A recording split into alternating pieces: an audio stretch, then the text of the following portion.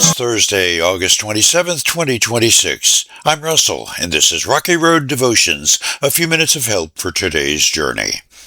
Our devotion today is entitled, The Power of God, and our scripture is 1 Corinthians chapter 1, where the Apostle Paul, a very good friend of mine, writes, For the word of the cross is foolishness to those who are perishing, but it is the power of God to us who are being saved. For it is written, I will destroy the wisdom of the wise, and I will set aside the intelligence of the intelligent. Where is the one who is wise? Where is the teacher of the law? Where is the debater of this age? Hasn't God made the world's wisdom foolish?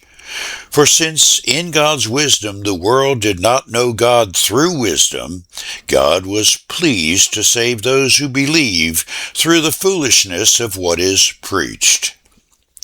Gordon MacDonald, the chancellor of Denver Seminary, tells a story in one of his books about Charles Berry.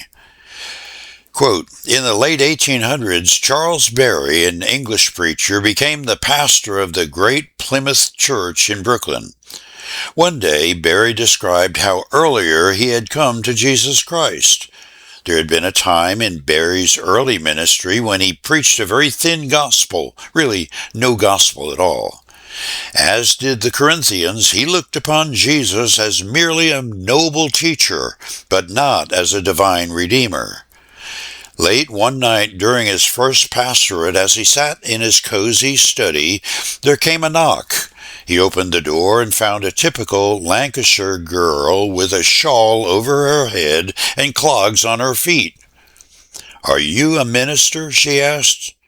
Getting an affirmative answer, she went on breathlessly. You must come with me quickly. I want you to get my mother in.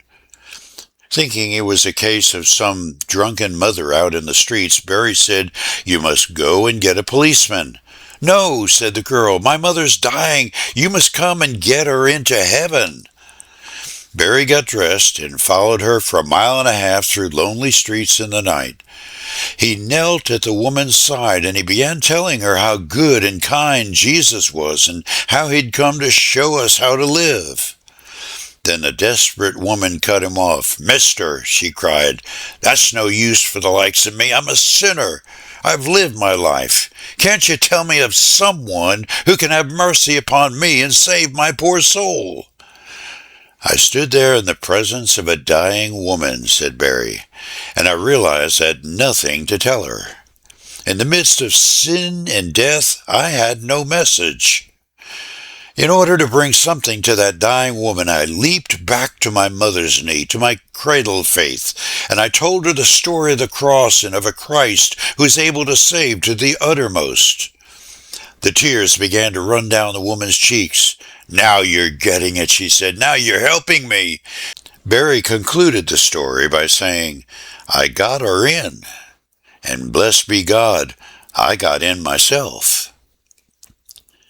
For you today, salvation is a matter of being right with God. Do you believe the gospel?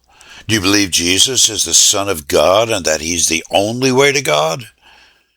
There are a lot of religions and so-called spirituality out there today. Many folks claim that there are many ways, that you have to find one that fits for you. But I say to you, with what Paul called the foolishness of preaching the gospel of Jesus Christ, that there is one size that fits all. His name is Jesus, and there is salvation, the scripture says, in no other name. It's the only name under heaven given among men, whereby you must be saved. Acts chapter 4, verse 12. You chew on that as you hit the rocky road. Have a blessed day.